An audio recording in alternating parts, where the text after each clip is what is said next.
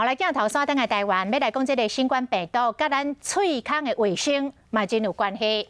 这个国际研究小组有一项上新的研究，讲这个气管有疾病的患者，一旦若是胃着新冠病毒，引发着肺部感染的风险搁较悬，死亡率嘛加出着9倍。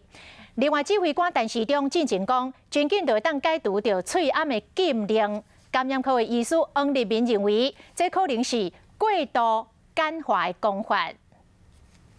AZ 疫苗来台了，讲肺注射率无悬，所以开放自费注射。以色列已经宣布解除喙暗的禁令，台湾什么时阵会使唔免挂喙暗？卫福部长陈时中认为真紧，不过专家无这么乐观。这可能是有一点太简化了。其实，我想我们要达到的目标是让60%多的人有保护力。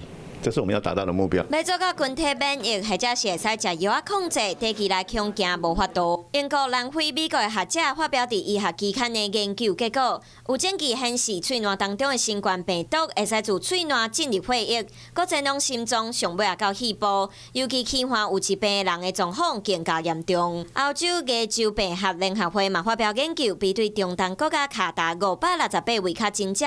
其中气管患者的并发症风险加3倍，重症风险加3.5倍，依呼吸器治疗的可能性加4.5倍，死亡率加9倍。如果我们身体处于一种慢性发炎的状态，那病毒量比较大量，通常就意味着这个疾病会比较严重哦，所以理论上是可以的啦。专家提醒，若是气管病和新冠病毒有关系，安尼维持气管健康就更加重要。